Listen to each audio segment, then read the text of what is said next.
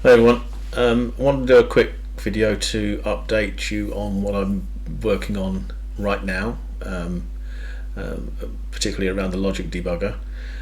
Before I do that, I just want to make you aware that I am conscious that there's been a long delay since the last proper update video. Lots been going on, lots have been taking up my attention with things like Mind Out and other people creating games and focusing in different areas. I haven't had the time or found the time to sit down and put together a proper update video, but rest assured that is coming probably later this week, maybe the weekend. That's the end of April. I'll be putting together a more typical update video showing all the features that have changed and how things have progressed over the last few weeks since the last one, probably maybe even a few months. But for now, I really want to focus on this debugger change that I'm making. So anyone who's been following along knows that a little while ago, the way that the simulator simulates logic changed. Before the change, it was simulating in an entirely different way to the way that the code executes on the spectrum. It was basically simulating each node, and it seemed sensible to switch the simulator to operate in the same way as the spectrum itself. So the spectrum operates by running custom VM code, a virtual machine. So I've implemented the virtual machine inside the simulator, so it's running exactly the same compiled virtual machine opcodes. I won't go into the detail on that, as it's in other videos and other explanations. But one of the side effects of doing that was the debugger, as it was, no longer worked properly, because it was relying on the fact that the execution part of the simulator went node by node, and that worked really well when you're looking at a debugger that wants to expose step by step through a node graph. Not so straightforward when you're executing VM opcodes that are not easy to connect back to the nodes that they came from. So you're compiling from a node-based logic graph into assembly, effectively custom assembly for the VM, and it's very difficult to track back from a VM opcode to which node that comes from. I have put some work in prior to this to try and alleviate that and bring the debugger back to life. It sort of worked for a bit. It wasn't quite as stable as I wanted it to be, but there were other things taking my attention at the time, and nobody seemed to be that bothered about the debugger, so it just sort of fell by the wayside a little bit. But when I've been working on Mind Out 2, which is coming soon, I found that having a debugger would have been really helpful in certain circumstances. So I've now decided to buckle down and get on and try and get the debugger back to a state where it's actually useful again. So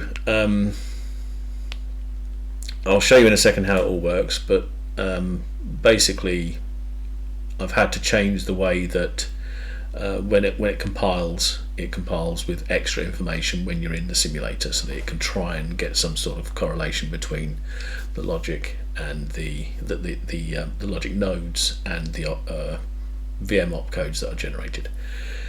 This problem of the debugger not working exactly as planned was exacerbated recently, and this is another trigger point to actually start to focus a little bit of attention on it, with the introduction of tabs in the logic editor, which is an organizational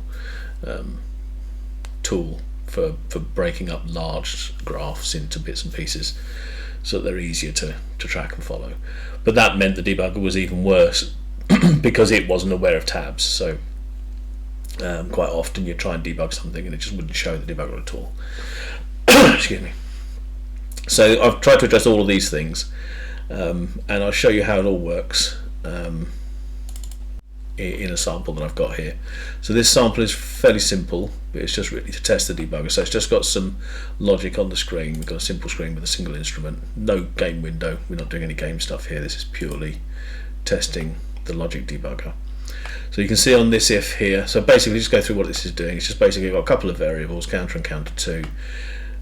It increments counter 1 every frame through until it's 10, or until it's greater than 10, and then it starts incrementing counter 2 and sets the counter the original counter back to 0. So every 10 frames it should increment counter 2, and then it puts counter 2 onto that single instrument just so you can see what it's doing.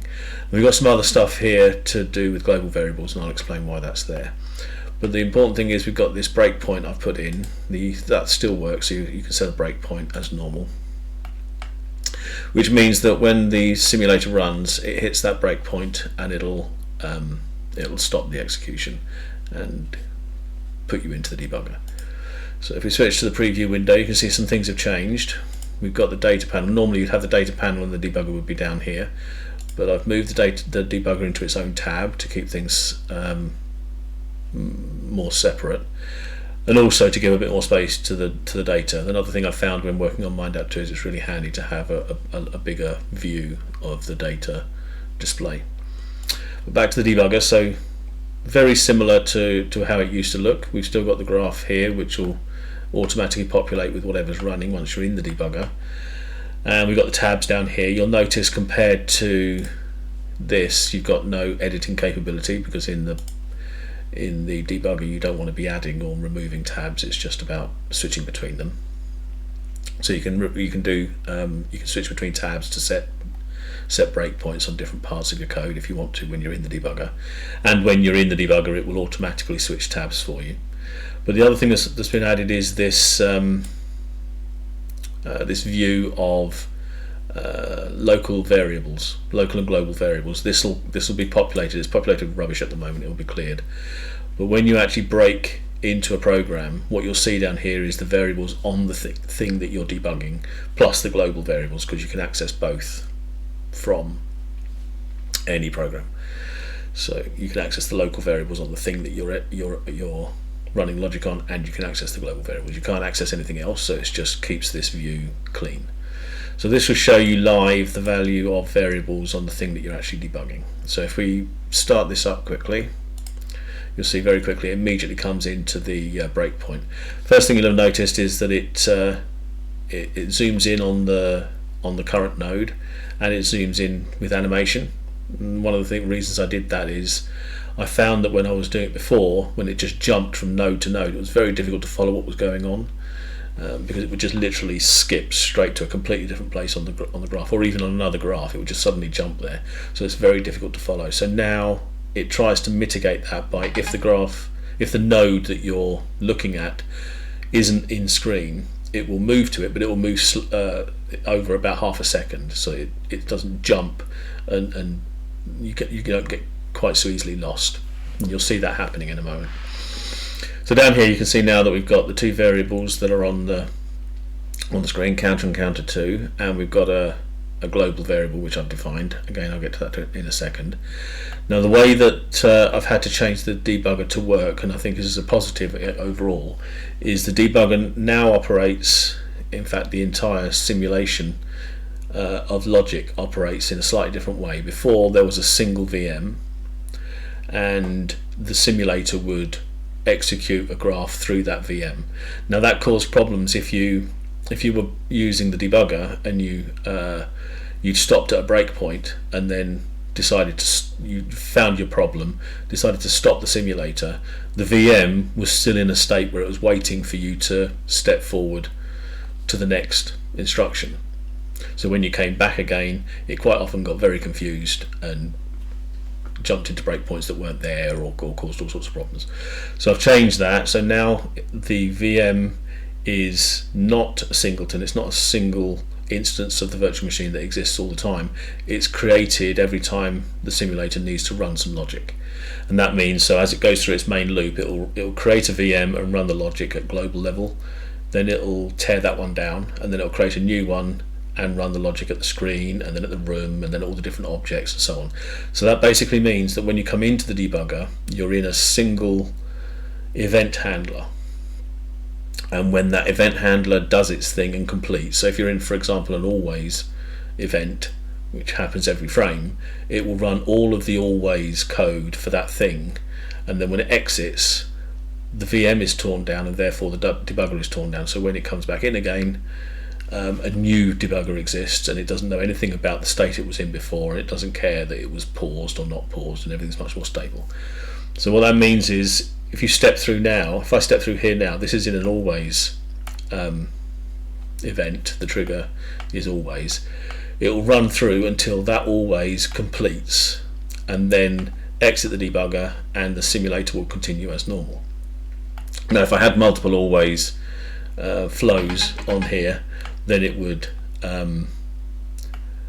If I had multiple always flows on here, then it would run all of them, because they are considered a single event, even though they're multiple flows. So if I step now through, you'll see what it does. You can see what it's basically doing. If you can see down here, the counter is increasing by 1.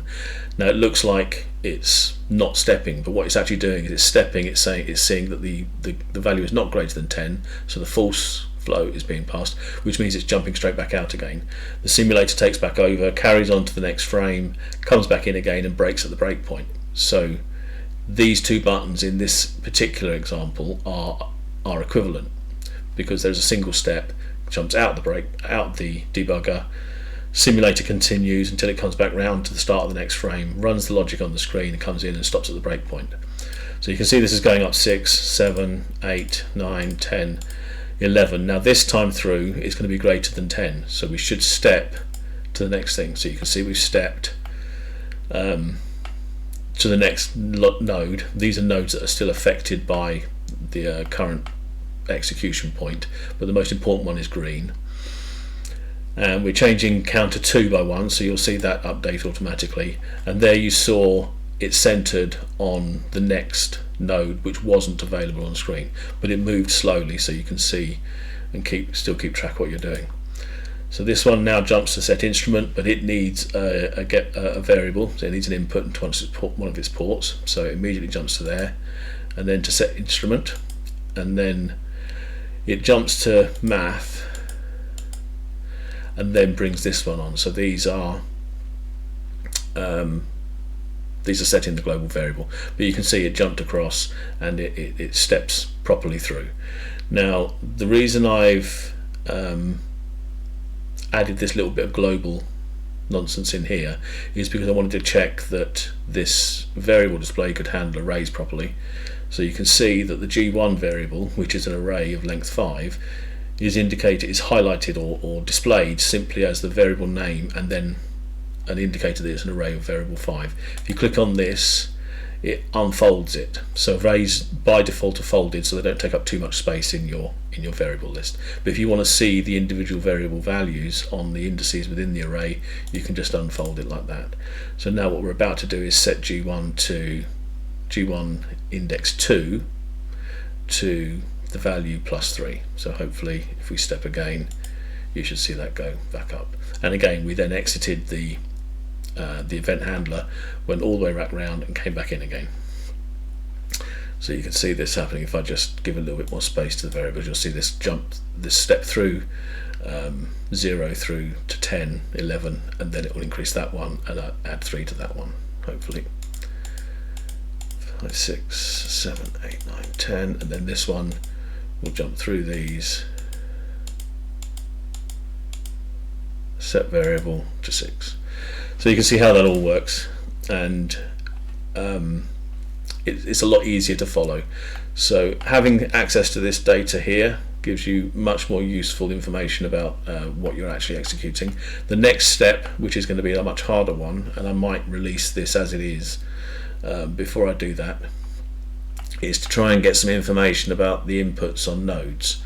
So in many cases the inputs on nodes will be variable values, so you can see them here, but there will be times where for example this value here, this value going into the set global variable, isn't a variable exactly, it's the result of getting the variable and adding 3 to it. So you'll want to see in this case, before you execute that node to set the global variable, what this value is, in order to get the most use out of the debugger. Unfortunately that's a little bit difficult to manage, so I'm going to have to put some work into further adding more information at compile time that the simulator can use, or the debugger can use, to gather this information about what the input values are. So it's going to be a little bit more work. But hopefully you can see that even in this state, it's actually quite useful, and you can see that it can provide useful information about where it's following through. So if you have ifs and comparisons and branches, you can follow them through and see what's actually happening and follow your data, and maybe hopefully get to a point where you can start to debug what's going wrong with your game in a more friendly way. Okay, so that's all for now. I'll as I say, I'll head towards a more formal update of all the different changes that have been going on over the last couple of months, maybe later this week, and I'll see you all then.